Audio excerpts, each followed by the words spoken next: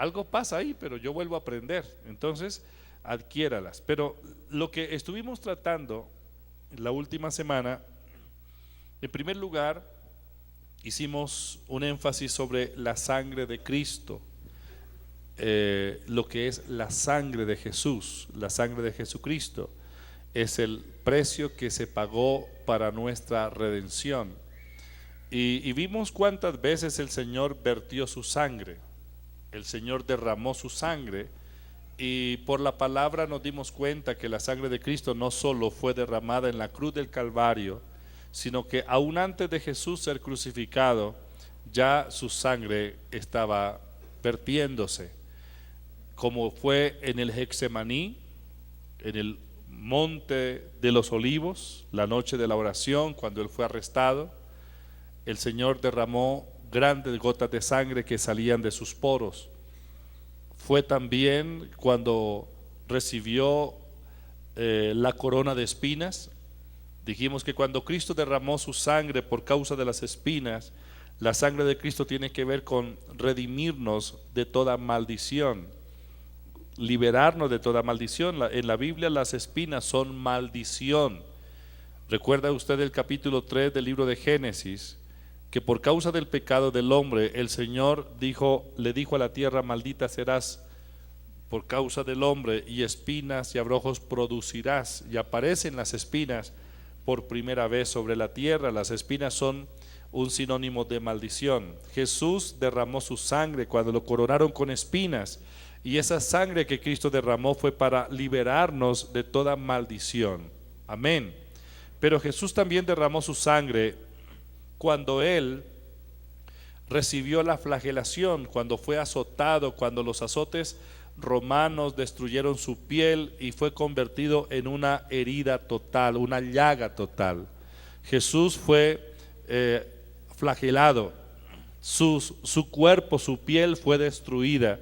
La carne de Jesús quedó a la intemperie, se veían sus huesos. Dice la Biblia que no había parecer en él. Pero esas heridas que Jesús llevó, lo hizo con el propósito de sanarnos, porque por las heridas de Cristo nosotros fuimos sanados. La sangre, por las heridas de Jesús, provisión para nuestra sanidad. Amén. Cuando Cristo derramó su sangre en la cruz del Calvario, cuando fue crucificado, clavado, fueron sus manos y sus pies en ese madero. Esa sangre que él derramó fue para nuestros pecados, para limpiarnos de todo pecado. Pero luego Jesús derramó su sangre también cuando fue atravesado su costado con la lanza de aquel soldado romano, y esa lanza tocó su corazón. Por allí salió, dice la Biblia, sangre y agua. Del costado salió sangre y agua. La sangre que Jesucristo derramó para abrirnos la puerta en la entrada, abrirnos la entrada a la presencia de Dios. Vimos también que la sangre de Jesucristo limpia nuestras conciencias. Hebreos capítulo 9 versículo 14. La sangre de Jesús fue derramada para limpiar nuestras conciencias. Y una de las cosas que nosotros tenemos que trabajar con mucha seriedad es acerca de la conciencia. La conciencia, si usted no trata el asunto de su conciencia, será un esclavo. El Señor tiene mucho en la palabra que decirnos acerca de esa vida pasada, de esa vida vieja. Y dice la Biblia que debo olvidar mi ayer. Cuando Jesucristo me redimió completo. No hizo una parte y dejó otra pendiente. No, la redención fue completa. Y Dios, por medio de la sangre de Jesucristo, pasó por alto los pecados y los tiempos de nuestra ignorancia. Por lo tanto, Él ya no se acuerda de lo que nosotros hicimos. Usted no tiene por qué recordar sus flaquezas, debilidades, sus errores pasados. Usted está en Cristo, la sangre de Jesucristo ha sido aplicada a su conciencia. Usted puede decir: mi conciencia la tengo libre de condenación y tengo paz con Dios. ¿Sabe que Pablo hablaba de su estado de la conciencia? Y él habla de su conciencia libre, limpia, una conciencia en Dios. Y sabe que cuando Pablo habla de esto, no es porque él no haya cometido ningún error. Yo estuve leyendo estos días el libro de los Hechos y me di cuenta que el primero en consentir la muerte de los cristianos fue Pablo, y el hombre andaba por las calles de todas esas poblaciones buscando cristianos para asesinarlos. El primer mártir de la iglesia fue Esteban. Y si usted mira el capítulo 8 del libro de Hechos, dice que Saulo consentía en la muerte. Él dice que fue un perseguidor, fue un blasfemo, fue un incrédulo, y él cometió tantas cosas, pero no fue el hombre que después de la conversión siguió lamentándose y golpeándose el pecho por lo que había hecho. Él aceptó la libertad a través de la sangre de Cristo. Él reconoció que su conciencia ahora era limpia, libre de todo sentimiento de culpa. Y yo quiero decirle que lo único que puede arreglar el problema para nuestra conciencia es la sangre de Jesús. Amén. ¿Alguna vez usted ha sido molestado por su conciencia? ¿Sí ha sido molestado por su conciencia alguna vez? Pero la sangre de Jesucristo fue derramada para limpiar nuestra conciencia de obras muertas. Esa es una buena noticia. Bueno, esto lo estudiamos, pero también estudiamos en días pasados acerca de la muerte de Cristo, y dijimos que Jesucristo, como sustituto, Él tuvo que tomar nuestro lugar, hacerse pecado.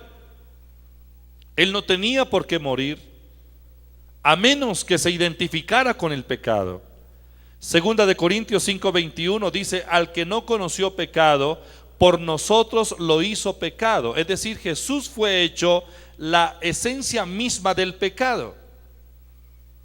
La muerte no tenía ningún poder sobre Jesús, a menos que el pecado tocara la vida de Jesús. El Señor Jesucristo jamás pecó. Él fue tentado en todo. Él enfrentó toda clase de tentaciones, como las que usted y yo hemos enfrentado en la vida, y aún mayores tentaciones, porque Él fue tentado en todo, pero jamás pecó. Pero aunque Él no cometió pecado, era necesario que se hiciera pecado por nosotros. Al hacerse pecado, al tomar nuestra condición pecaminosa, asumir nuestra posición pecaminosa, cargó con nuestros pecados, y es allí cuando la muerte tiene poder sobre Él.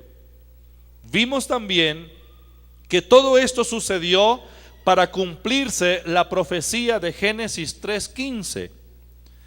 Después de que el hombre pecó en el huerto del Edén, Dios profetizó, y Él habló de una confrontación entre la simiente de la serpiente y la simiente de la mujer. No sé si recuerdan que esto lo tratamos. Estoy recordándoles, echando algún fundamento nuevamente. Entonces, ¿quién es la serpiente en la Biblia? La serpiente es Satanás. La simiente de la serpiente heriría a la simiente de la mujer. Y el énfasis que hicimos allí es que Dios no habla de la simiente de Dios que fuera herida por la serpiente, sino habla de la simiente de la mujer. Porque Dios jamás ha muerto. ¿No me entendieron? Dios jamás murió. Él no ha pasado por la muerte, porque la muerte es la naturaleza satánica. Y si Dios hubiera muerto, así fuera por un segundo, Satanás hubiera sido por un segundo el Dios del universo, o hubiera habido un gran vacío de poder. Pero Dios no ha muerto, jamás ha muerto. Pero sí habla de la simiente de la mujer. ¿Quién es la simiente de la mujer? Cristo.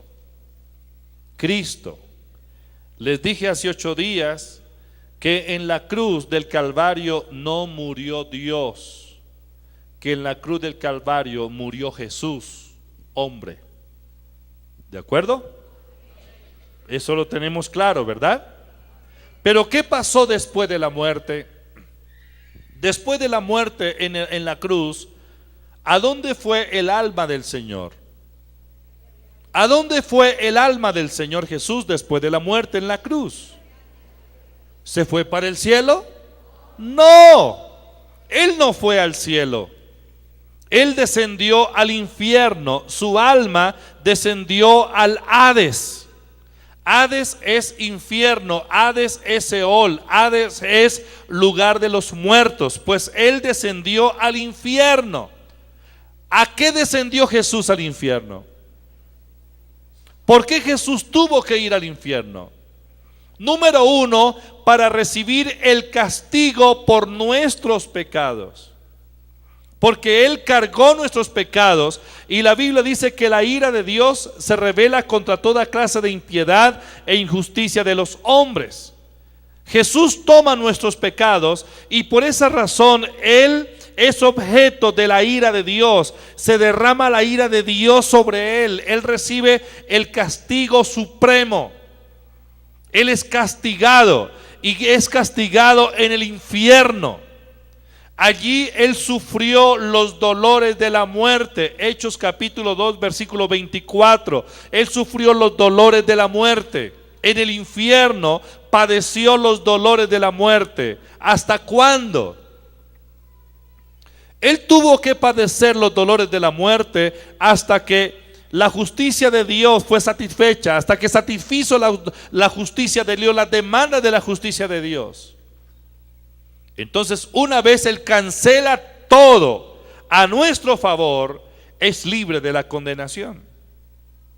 Pero antes de salir del infierno, antes de levantarse del Hades, antes de volver a la vida y retomar la naturaleza divina, ¿sabe qué hizo Jesús? Se enfrentó a la serpiente antigua, a Satanás. Y cuando Jesús se enfrenta a Satanás, se enfrenta no como Dios, sino como hombre. Dios no ha estado preso en el infierno jamás. Allí estuvo, fue Jesús hombre. Tal vez todavía le da vueltas la cabeza suya. Hace 8 días le veía los ojos cuadrados. Ahora se los veo como más rectangulares. Pero es necesario que se rompan muchas cosas que nos metieron en la cabeza que no concuerdan con la palabra. Dios no fue el que estuvo en el infierno, estuvo Jesús hecho hombre. Recuerde que en la cruz del Calvario, antes de Jesús expirar, Él había dicho: Dios mío, ¿por qué me has desamparado? ¿Recuerda eso? Él sufrió el desamparo del Padre. Cuando Él está en la cruz, no está el Hijo de Dios, no es Dios en la cruz, ahí está el hombre, Jesús. El segundo Adán está ahí en la cruz, y en el infierno está el alma del segundo Adán, de Jesús. Y es Jesús hombre quien se enfrenta a Satanás y lo destrona. Porque Satanás tenía el imperio de la muerte y del Hades, pero Jesús le arrebató el poder de la muerte al diablo, conquistó la muerte, conquistó el infierno. Y Jesús, antes de salir del infierno, lo que hizo fue aplastarle la cabeza al diablo. Esto no es una novela, esto no es una comedia, esto no es una obra literaria, esta es la realidad. Esta es la realidad universal, la realidad espiritual. Esta es la médula de la doctrina del Nuevo Testamento. Esta es la médula de nuestra redención. Esto es lo que le da fuerza a nuestra redención, la conquista de Cristo. Cuando el diablo fue aplastado, se cumple la segunda parte de la profecía de Génesis 3:15. La simiente de la serpiente es aplastada y pone la cabeza debajo de sus pies. Es Jesús quien la somete. Y cuando Cristo conquistó al diablo, no lo hizo por él, lo hizo por nosotros. Amén. La victoria de Cristo fue por nosotros, fue para nosotros. No fue por Él, fue por nosotros. Amén. Y ahí es donde se produce la resurrección. Resurrección es volver a la vida. Resurrección es recobrar la vida. Jesús recobró la vida divina, la vida Zoe. El primer justificado en la creación fue Cristo. La Biblia dice en 1 de Timoteo 3:16 que Dios fue manifestado en carne, pero fue justificado en espíritu. Jesús fue justificado y a la vez el nuevo nacimiento por primera vez se operó en Cristo. Y Cristo deja de ser el unigénito de Dios para convertirse en el primogénito. Por lo tanto, Él no se avergüenza de llamarnos hermanos. Y dijimos hace 8 días que nosotros pertenecemos a la clase de la familia de Dios por todo lo que Cristo hizo. ¿No le parece extraordinario eso? Ya no es tiempo de pensar en debilidades, en flaquezas, en fracasos, en frustraciones, en derrotas. Este es el tiempo de la nueva vida. Estamos en Cristo. Tenemos la vida de Dios.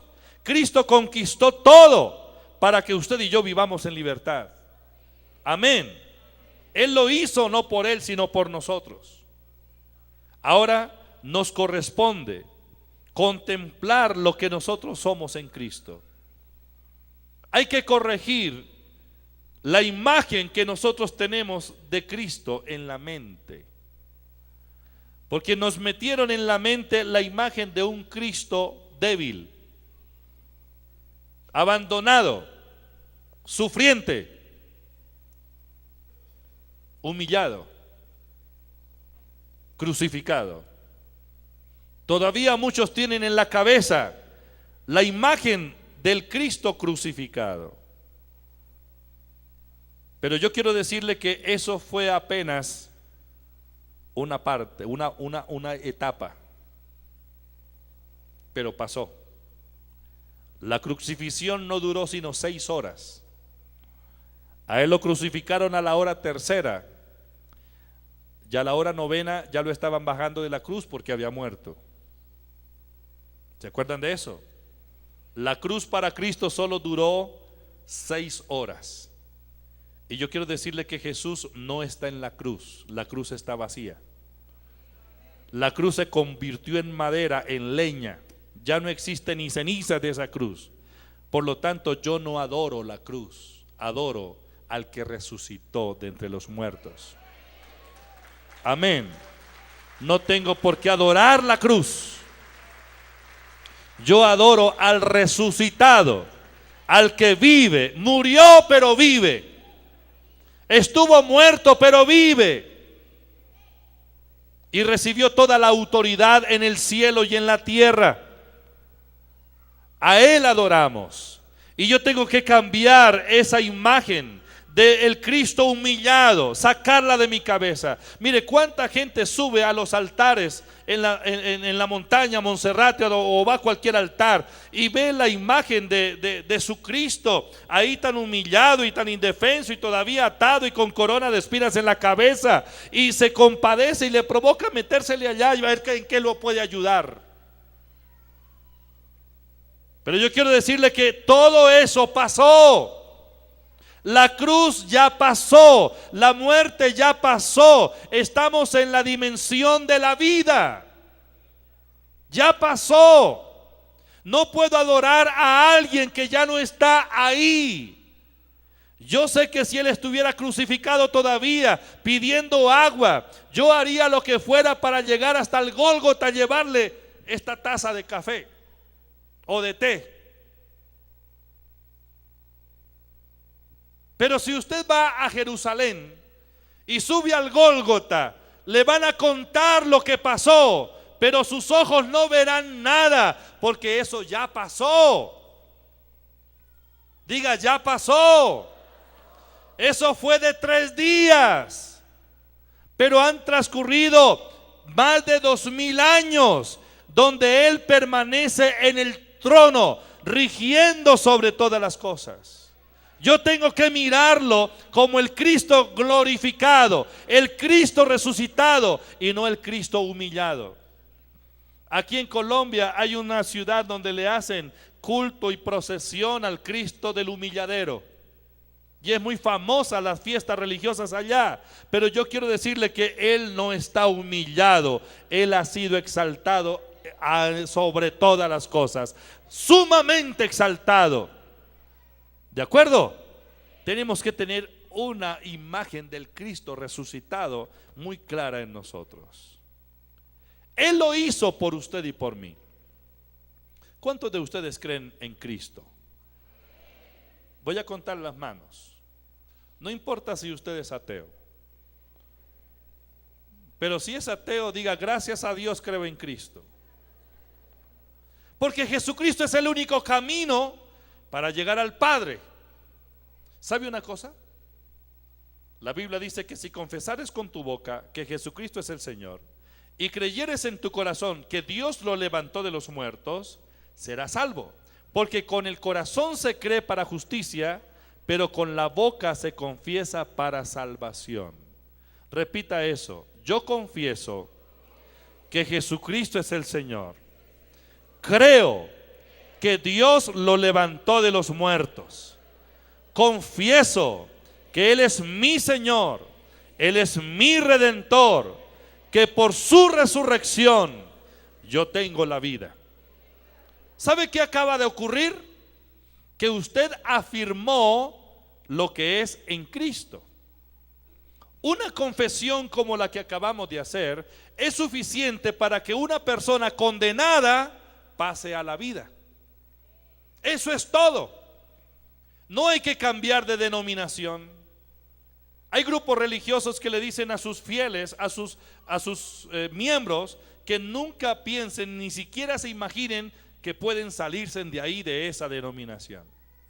Porque el día que se vayan, serán condenados y les meten las 7,000 maldiciones encima. Piensan esos pastores religiosos que son los Mesías, que son los redentores. Yo quiero decirle que Jesús no murió por una denominación. Esto no se trata de denominaciones. La salvación es para todo aquel que cree. Usted puede disfrutar de salvación aquí en Bogotá o en París. Usted puede disfrutar de salvación aquí en PAI o en cualquier otra congregación a donde vaya. Yo no lo voy a maldecir a usted, porque yo no fui quien lo compró. Quien lo compró fue Cristo, y Cristo lo compró para que usted sea libre. Porque Cristo nos compró, no nos compró para someternos a un yugo de esclavitud. Cristo nos compró para darnos libertad. Diga: libertad. Yo fui comprado. Diga: yo fui comprado con la sangre de Cristo para ser libre. Si de pronto usted viene con una carga de maldiciones encima y con una conciencia de maldición, yo quiero decirle que es mejor que se libere de eso. No viva ese estilo de vida, porque no es el estilo de vida de Dios para usted. Cuando Cristo resucitó de entre los muertos, conquistó la muerte, conquistó al diablo, conquistó las enfermedades, conquistó todo. Ahora que hicimos una profesión de fe, usted acaba de afirmar que es salvo, que es justo. Pero una confesión de fe como la que acabamos de hacer es suficiente para que una persona pase de muerte a vida. Y esto se da a través del nuevo nacimiento. El nuevo nacimiento es cuando Dios nos engendra. Una cosa es ser creados de Dios, criaturas de Dios. Otra cosa es ser engendrados por Dios. Pues Dios vertió su simiente en nosotros, su espíritu, su palabra, su naturaleza, y ya nosotros ahora somos portadores de la naturaleza divina. Fuimos creados, porque usted hizo una confesión como la de ahora y la hizo con fe. Usted fue hecho de nuevo. No fue hecho de nuevo físicamente, sigue con la misma talla, el mismo color de piel. Pero yo quiero decirle que usted es un ser divino. Y cuando digo que usted es divino, no es por lo de la foto. No, no, no. Como decía Cantinflas, la cámara no miente. Eso registra lo que es. Pero me refiero a la divinidad. Estoy hablando de la naturaleza divina. La Biblia dice que nosotros somos participantes de la naturaleza divina. ¿Dónde dice eso la Biblia? De pronto hay personas por allá que se están rascando la cabeza y están con la mente dándole vueltas, pero yo quiero decirles que lo que la palabra de Dios dice es la verdad. En la epístola del apóstol San Pedro, segunda epístola del apóstol San Pedro, capítulo 1, versículo 4, dice: por medio de las cuales nos ha dado preciosas y grandísimas promesas, para que por ellas llegaseis a ser participantes de la naturaleza divina, habiendo huido de la corrupción que hay en el mundo a causa de la concupiscencia. Capítulo 4 de segunda, versículo 4 de segunda de Pedro, capítulo 1. Dios nos hizo partícipes ¿de qué? En la Nueva Versión Internacional dice: para que lleguen a tener parte en la naturaleza divina. Es decir, Dios nos impartió su naturaleza. Dios nos impartió su naturaleza, porque la naturaleza de Dios es divina y yo tengo la naturaleza de Dios. Entonces yo pertenezco a un nuevo nivel. Tenemos divinidad en nosotros. Tal vez usted esto como que sí o como que no. Pero no se trata de pronto que si le suena bien o mal. Se trata de que eso es lo que la Biblia dice que nosotros somos. Y si la Biblia dice que así soy, entonces así soy y punto. No mire su aspecto físico, ni se quede enredado en sus fracasos o experiencias pasadas, porque eso lo limitará. El Señor vino para limpiar nuestras conciencias, y el Señor vino para mostrarnos una nueva dimensión de la vida. De modo que si alguno está en Cristo, nueva creación es, nueva criatura es. Las cosas viejas pasaron, he aquí todas son hechas nuevas. Diga, nuevas. Nuevas son todas las cosas. Usted tiene una nueva naturaleza. ¿De acuerdo? Usted es portador de la naturaleza de Dios. ¿Qué significa esto?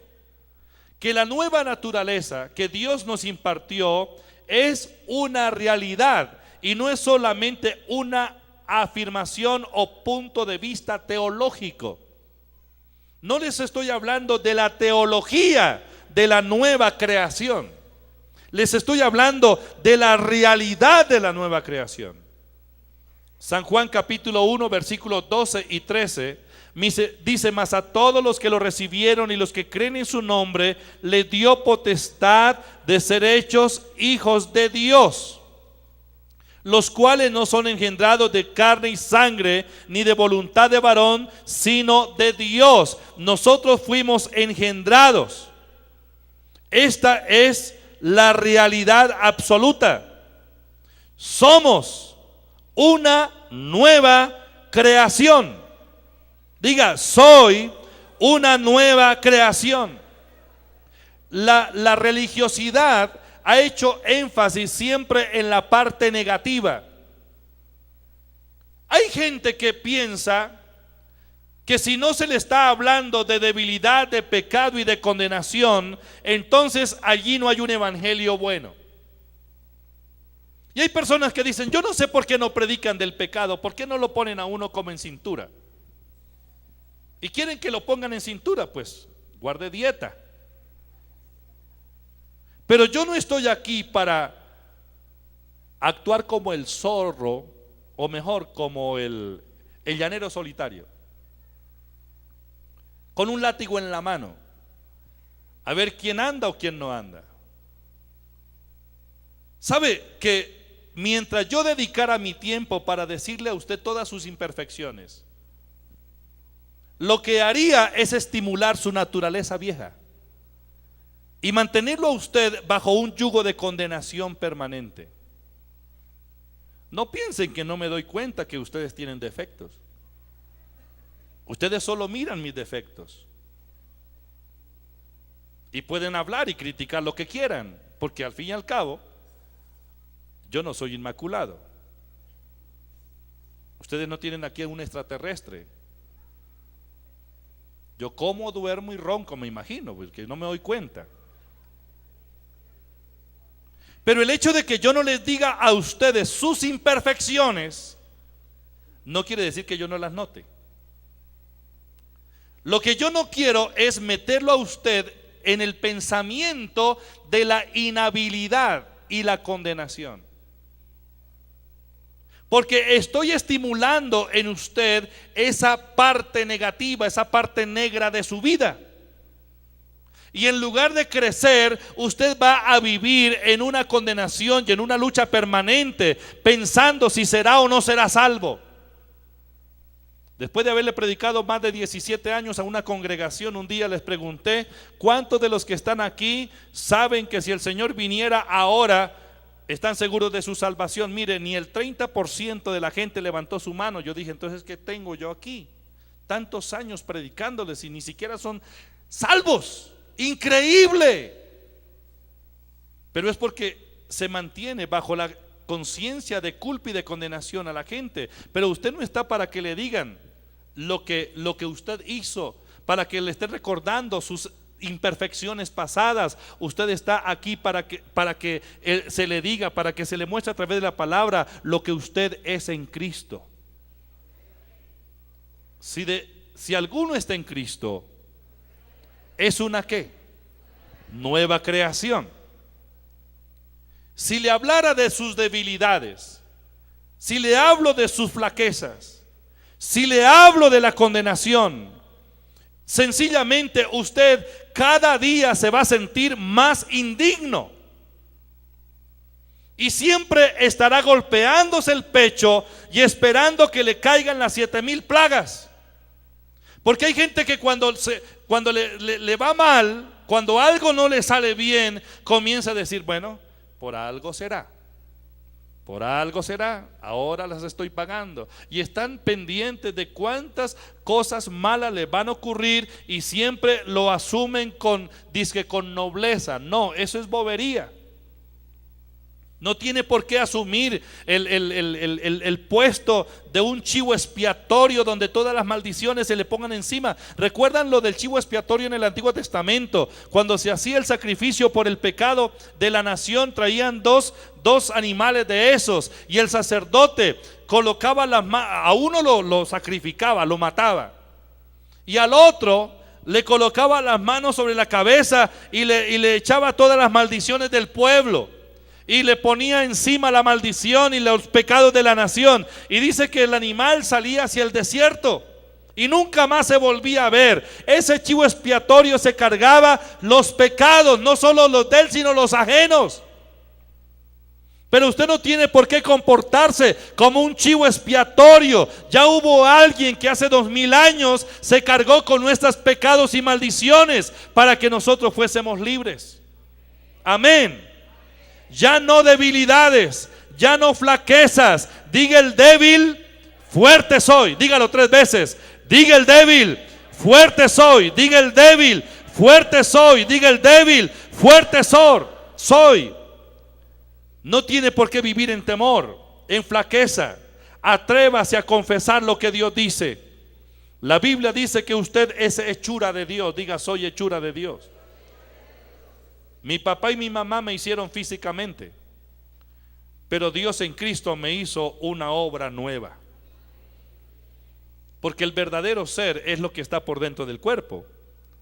El cuerpo es la habitación, pero el verdadero yo está por dentro, es inmaterial, y Dios lo hizo de nuevo. Diga, soy nueva creación. Cuando Cristo se levantó de entre los muertos, Él consumó para nosotros la nueva creación. Amén. Esta obra comenzó a operar en nosotros, la nueva creación, a partir del momento que aceptamos al Señor Jesucristo como nuestro Salvador personal. El Padre ha declarado en su palabra que ahora nosotros somos sus hijos. Diga, soy hijo de Dios. No soy un esclavo, soy un hijo. ¿Cuántos consideran que tienen naturaleza divina? Levanten la mano. Diga, soy portador de la naturaleza divina. Tengo la naturaleza de Dios obrando en mí. Por lo tanto, pertenecemos a un nuevo club. No a los de los derrotados, sino al club de los ilimitados. Diga conmigo, ilimitado. Ilimitados. ¿Qué significa ilimitados? Que no hay límites, que no hay fronteras, que no hay nada que nos detenga. ¿Por qué somos ilimitados? En San Marcos capítulo 9 versículo 23 dice, al que cree, todo le es posible. Y todo es todo. Todo no es la mayoría, todo es todo. Al que cree, todo le es posible. ¿Qué debe creer ese ser? ¿Qué debe creer? Al que cree, todo le es posible. Pero ¿qué debe creer? Creer que lo que Dios dice es una palabra íntegra y que esa palabra no dejará de cumplirse. Creer a lo que Dios dice, creer que esa palabra se cumple en su vida y creer que esa palabra en su vida será tan eficaz, tan efectiva como lo fue en la vida de Jesús. Al que cree, todo le es posible. Todo es todo. En primera de Juan capítulo 4 versículo 4 dice la Biblia, hijitos, vosotros sois de Dios y los habéis vencido, porque mayor es el que está en vosotros que el que está en el mundo. Aquí habla del mayor. ¿Quién es el mayor? ¿Quién es el mayor? No los escucho. ¿Quién es el mayor? El mayor es Jesucristo resucitado. Él es el mayor en la familia. Él es nuestro hermano mayor, el primogénito de entre los muertos. ¿Dónde vive el mayor? Gálatas capítulo 4 versículo 6. Gálatas capítulo 4 versículo 6 dice la palabra de Dios, por cuanto sois hijos. ¿Quiénes son hijos e hijas de Dios?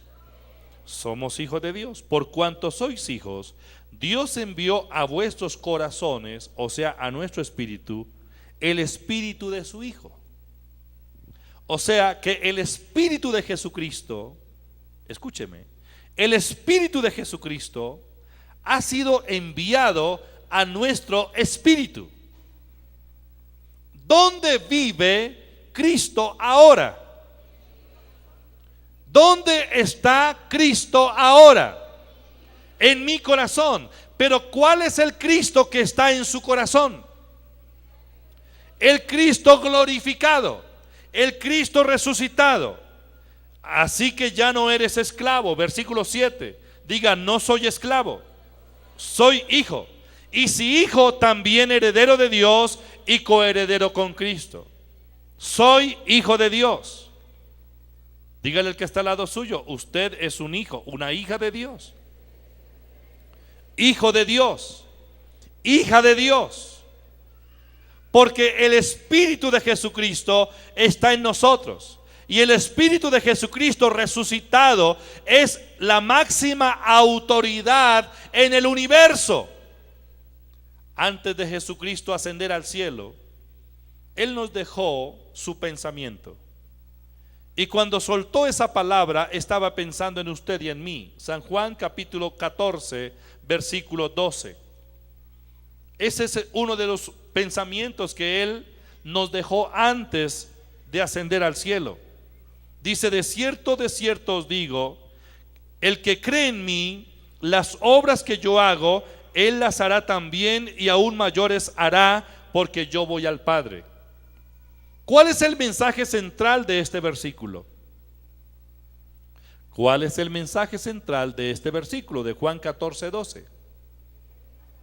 No los escucho. ¿Cuál es el mensaje central de este versículo? ¿Cuál? El mensaje central de este versículo es que usted y yo debemos superar en obras al Señor, hacer obras mayores que las que Él hizo. Cuando Jesús estuvo aquí en la tierra, Él hizo tremendas obras. ¿Cuáles, por ejemplo? Sanidades. A los cojos los sanó, a los paralíticos los puso a caminar, a los ciegos les abrió la vista, a los mudos los puso a hablar, a los leprosos los limpió, a la mujer del flujo la curó, a la encorvada la liberó, al endemoniado lo liberó. Demonios salieron, miles de demonios salieron. A los muertos resucitó. Multiplicó lo poco que había físicamente para alimentar multitudes. Activó el poder de la atracción, el poder de la multiplicación. 5 panes y 2 peces fueron suficientes para alimentar multitudes. Cuando necesitó liquidez, platica, lo había metido en compromisos Pedro. Tal vez Judas no estaba por ahí, porque Judas era el que cargaba la bolsa con el dinero. Judas era el que giraba. Y me imagino que Judas se fue a hacer su vuelta por ahí y se llevó la bolsa. ¿Sabía que Judas era el tesorero del ministerio del Señor? El Señor tenía tesorero, tenía una contabilidad bien transparente. Y había tanto en el fondo, porque mucha gente aportaba para el ministerio de Jesús. Gente rica, mujeres distinguidas, mujeres adineradas, servían al Señor con sus bienes. Y de esa manera Jesús sostenía las familias de sus apóstoles. Esta gente, estos hombres tenían suegra, tenían esposa, tenían hijos, tenían casa que atender, y duraron 3 años, 24 horas diarias con Jesús. ¿Y quién mantenía la familia de esta gente? Pues Jesús les daba y ellos giraban. O sea, había unos ingresos, había dinero en el ministerio del Señor. Mire, para hacer la obra de Dios aquí en la tierra se necesita dinero. La salvación no nos cuesta, pero predicar, si queremos usar televisión, nos toca tener dinero para poder comprar espacios. Si queremos usar la radio, tenemos que pagar espacios. Si queremos entregar Biblias, tenemos que pagar la Biblia, comprarla para llevarla. Si queremos tener locales para predicar la palabra y servir a la gente, a la comunidad, tenemos que pagar arrendamientos. Si queremos usar luz en los servicios, tenemos que pagarle a Codensa lo que cobran mensualmente, la factura. Si queremos llamarlo por teléfono, nos toca pagar el recibo de teléfono. Si queremos usar baños y tener agua, tenemos que pagarle al acueducto, ¿o no? ¿Sí o no?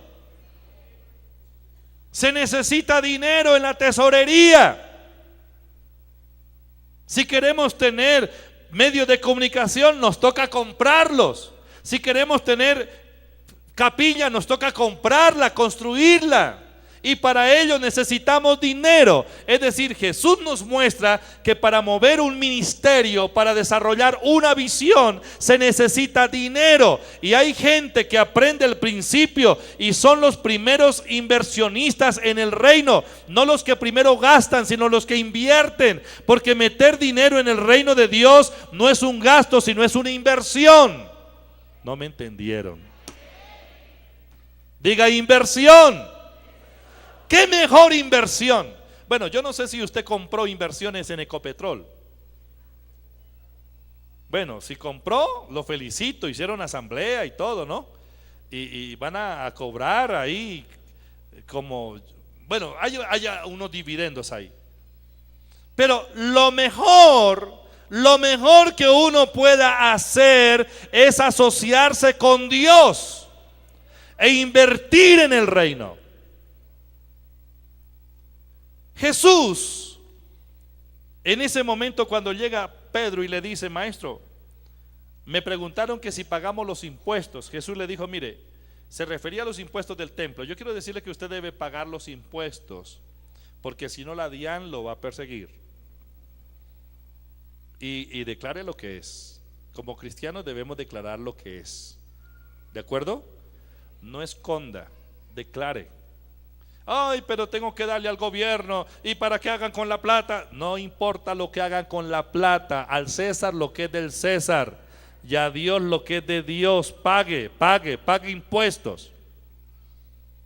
Y llega Pedro y le dice: maestro, que si pagamos los impuestos del templo. Y el Señor le dijo: mire, hay una ley, una exención, y se dice que los hijos no pagan. Usted y yo somos hijos, somos judíos. Pero ya que usted se comprometió, y para callarles la boca a ellos, y como no está Judas por aquí, entonces coge el anzuelo, vaya al mar, lance el anzuelo, el primer pez que agarre, ábralo, porque ahí viene la plata. Paga el impuesto suyo y el mío, y salgamos del problema. ¿Le parece es un milagro? ¿Le parece es un milagro? ¿Le parece una buena obra sanar a un leproso? ¿Le parece una buena obra levantar a un paralítico, darle vida a un muerto, abrirle los ojos a un ciego, liberar a un endemoniado? ¿Le parece eso bueno? Las obras de Cristo son extraordinarias, pero en la mente de Cristo dice: ahora ustedes me pueden superar en obras. Mire la idea. No, ya la quitaron. Juan 14:12. De cierto os digo, pensé que tenían la Biblia abierta, el que en mí cree, las obras que yo hago, él las hará también, y aún mayores obras hará, porque yo voy al Padre. Usted puede hacer las obras de Cristo. ¿No me está entendiendo? Y puede superarlo. Necesita dinero. Tiene fe que hay un pez que trae el dinero que usted necesita.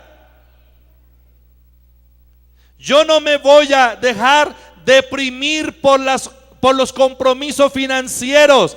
Yo sé a quién sirvo y sé que Dios enviará, así sea un pez o un cuervo o lo que sea, pero respiro viene. Diga, respiro viene. Diga, respiro viene. Dinero viene. ¿De dónde viene? No me importa, pero Dios sabe de dónde lo va a enviar.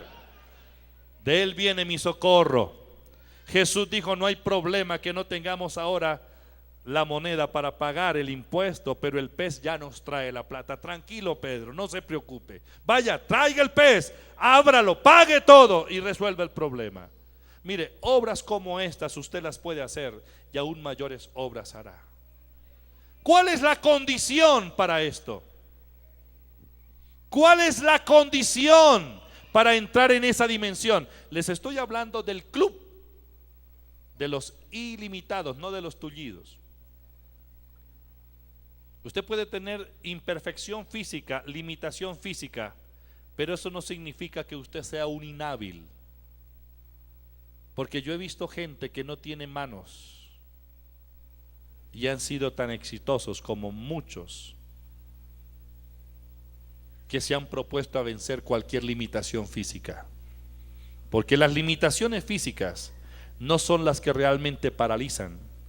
Lo que paraliza a un hombre es su manera de pensar. Yo no sé cuántos paralíticos me están escuchando ahora, pero no me refiero a los paralíticos físicos, sino a aquellos que tienen bloqueada su mente por tanto negativismo y religiosidad. Usted pertenece al club de los ilimitados. Al que cree, todo le es posible. ¿Cuál es la condición para movernos en ese club? Creer. ¿Creer en qué? ¿Creer en qué? Mire la condición del versículo. De cierto os digo, el que en mí cree, las obras que yo hago, él las hará también, y aún mayores, porque yo voy al Padre. En primer lugar, el versículo 12 que estamos leyendo está hablando de un Cristo no humanado, sino hablando de un Cristo glorificado. Dice, porque yo voy al Padre. Él está hablando de su exaltación. Yo debo creer en el Cristo exaltado, no en el Cristo necesitado, no en aquel que está diciendo tengo sed y tomando vinagre para mitigar el dolor. No, yo creo en el Jesucristo resucitado, glorificado, el que está a la diestra de Dios. Y si usted cree en Él y sabe que el Espíritu de Él está en usted, imposible que sea un fracasado. ¿Me está entendiendo? Imposible fracasar. ¿Cómo es posible que un creyente, portador de la naturaleza divina, portador de la simiente de Dios, portador del poder de resurrección, portador del Espíritu de Cristo glorificado, resucitado, viva arrastrándose en la indignidad, en la indigencia espiritual? No es posible. Eso es religiosidad, eso no es cristiandad. El modelo de un creyente, la vida de un creyente, es levantarse por encima de las circunstancias. Es tomar los retos de la vida y utilizarlos como peldaños, como material para seguir escalando y proclamando: mayor es el que está en mí que el que está en el mundo. No me entendieron. Veo 2 manos, 3 manos. Esas se levantan para decir que no entendieron.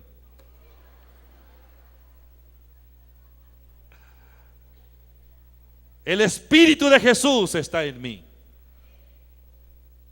¿Sabe qué es eso? El Espíritu de Jesús está en mí. Yo creo en Él. Cristo tiene que desarrollarse dentro de mí. Es necesario que yo mengüe en mi concepción y naturaleza humana, que comience a someterse esta naturaleza a la naturaleza divina, que Él se desarrolle. Esa palabra la dijo Juan el Bautista: es necesario que yo mengüe para que Él crezca. Mire, tenemos que menguar en nuestra carnalidad, tenemos que menguar en nuestra vida de sentimientos, de incredulidad, menguar para que Cristo, el Cristo glorificado, se desarrolle en nosotros. El que cree en mí, las obras que yo hago también harán. Yo quiero decirles que si nosotros como iglesia, como cuerpo de Cristo, como los miembros del club de la nueva vida, del club de los renacidos, póngale cualquier nombre, pero una cosa sí quiero decirle: que usted ahora pertenece a otro nivel. Amén. Diga: soy de otro nivel. Soy de otro nivel. No importa si me dicen dedo parado, pero soy de otra clase, pertenezco a otra clase. Ay, me tocó vivir anoche por allá con ese aguacero en el sur. Dirá alguien: se me inundó la casa, se me mojó el colchón, y dicen que yo soy ilimitado. No importan las circunstancias, usted podrá caminar aún por encima de la tormenta, por encima de las enfermedades, por encima de los demonios, por encima de la pobreza. Usted puede levantarse en medio de la ceniza y construir lo mejor que quiera construir para usted y todos los suyos, porque en usted está el mayor. Amén. Usted diga: en mí está el mayor. Repítalo: en mí está el mayor. No soy un pobre desdichado, soy un hijo de Dios, una hija de Dios. Póngase de pie. Es el nuevo club. Jesús dijo: toda potestad me ha sido dada en el cielo y en la tierra. Toda potestad. Él está en nosotros. Estamos aprendiendo cada día más de Él. Tenemos que romper tantas estructuras religiosas de nuestra cabeza. Tenemos que salir de las pequeñeces y entrar en la dimensión de lo sobrenatural, porque mayor es el que está en nosotros que el que está en el mundo. Mayores obras haremos. Vienen los días cuando usted se levantará para expulsar los demonios de la gente. Llega y se aproxima el día cuando ya no tendrá miedo por el brujo o la bruja que lo está molestando. Viene el día cuando sus enemigos retrocederán, sencillamente no por su habilidad para la pelea, sino porque en usted está el mayor y Él es quien lo defiende. Viene el día cuando usted será libre de toda deuda, porque hay peces que lo están buscando y traen la provisión para que usted pague las deudas. Viene el día cuando usted se levantará en las plazas a predicar este evangelio y va a ver con sus propios ojos el poder de esta palabra transformando a hombres y mujeres. Viene el día cuando usted ya no tendrá que ir a gastar el dinero comprando medicinas, porque su cuerpo ha sido completamente rejuvenecido, regenerado por el poder de la resurrección de Cristo. Ese es el estilo de vida que Dios diseñó para usted y para mí. Dios no quiere la desdicha, Dios no quiere la desgracia para ninguno de nosotros. Él diseñó un estilo de vida súper bueno, y eso es para usted. Cierre sus ojos. Contemple a Cristo en su corazón, al Cristo resucitado. Ya no más debilidad, ya no más temor. El Cristo glorificado está aquí. Él y yo somos uno. Él pasó por alto todo el tiempo de mi ignorancia. Él pasó por alto mis pecados. Él me engendró como su hijo. El Espíritu de Jesucristo está en mí. Consciente de esta verdad, me puedo enfrentar ante cualquier adversidad y sé que Dios y yo siempre ganaremos. Dios y yo siempre seremos la mayoría. Las puertas del infierno tienen que doblegarse, someterse ante la presencia del más grande, ante la presencia de quien los conquistó, Jesús de Nazaret glorificado. Abra sus manos y dele gracias a Dios. Algunos oyentes nos acaban de llamar, quienes están en sintonía de la emisora Nuevo Continente: Gladys Morales, Lucía Burgos, Flor Villamil, Blanca Santa Fe, María Gil, Doris Martínez, Patricia Betancourt, Noemí Ortiz nos llama de Fusa, Gloria Ramírez. Solicitan oración por diferentes peticiones. Quiero decirles que los estamos incluyendo en la oración. Este es el momento para que usted comience a mirar al Cristo resucitado en usted. Con Él todo es posible. Con Jesús todo es posible. No hay nada imposible. Todo es posible. Y todo es todo. Asóciese con Él.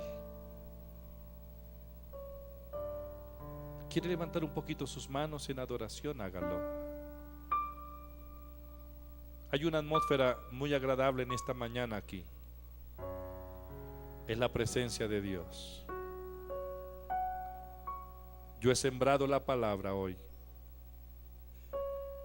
y declaro que su espíritu se ha ensanchado para recibir esta semilla,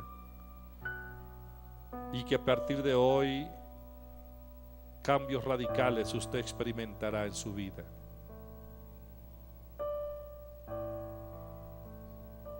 Gracias, Señor.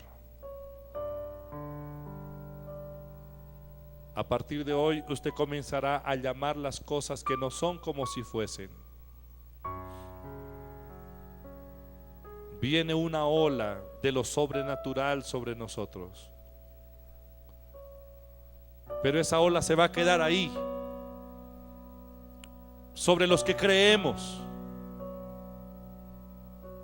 Lo que es imposible para con los hombres es posible con Dios. Muchos de ustedes llegaron en esta mañana con sentimiento de temor, de confusión, de soledad, de indignidad. Y el enemigo ha estado sacando ventaja, está aprovechándose de esa situación. Pero en esta mañana el Señor le dice: eres una nueva criatura. Yo te hice de nuevo, no para vivir en temor y en esclavitud, sino en la libertad gloriosa de los hijos de Dios. Padre, te damos gracias. Te bendigo, Señor, te alabo por lo que tú eres. Tu palabra es la verdad, Señor. Jesús, gracias. Señor, gracias. Mientras estamos orando, si hay alguien que quiere entregarle su vida al Señor Jesucristo en esta hora, pase aquí al frente rápido, por favor. Quiero acompañarlo en oración. Si hay alguien que quiere entregarle su vida al Señor Jesucristo en esta mañana, aceptarlo como su único y suficiente Salvador, venga, por favor. ¿Hay alguien? Muy bien. Dios la bendiga. Pase aquí al frente. Empiece una nueva vida. Dios la bendiga. Caballero, Dios la bendiga. Dama, Dios la bendiga. ¿Alguien más quiere venir? Puede pasar de muerte a vida. ¿De acuerdo? Puede pasar de muerte a vida. Mire, esto no es religión, es una experiencia con Dios por la fe. Reconocer a Cristo. Tal vez no hayan entendido todo lo que yo dije en esta mañana, pero solamente crean que lo que la palabra de Dios dice así es. Y el diseño y el estilo de vida de Dios para ustedes es este. ¿De acuerdo? A partir de hoy van a haber cambios. Tienen que estar listos a cambiar su manera de pensar. Hasta que no rompan esto, no podrán entrar en otra dimensión. ¿De acuerdo? Es cambiar la mentalidad. Coloque la mano sobre su corazón, por favor. Cierren sus ojos. Y si alguien a través de la emisora también quiere hacerlo, donde quiera que se encuentre, únase con nosotros orando estas palabras. Repitan: Padre Celestial, en esta mañana vengo a ti. Reconozco que soy pecador, incrédulo, pero me arrepiento. Señor Jesucristo, creo en ti. Ahora confieso tu resurrección y tu señorío. Perdona mis pecados. Te acepto como mi único y suficiente Salvador. Lávame con tu sangre y límpiame de todo pecado. Señor Jesús, lléname con tu presencia. Espíritu de Jesucristo, Ven a mi corazón en esta mañana. Dame tu paz. Escribe mi nombre en el libro de la vida. Ahora renuncio al pecado, a la muerte, a la enfermedad, a la pobreza. Renuncio a las maldiciones. Acepto mi nueva posición como hijo de Dios. Soy hijo redimido, ya no soy esclavo. Gracias, Señor. Iglesia, extienda su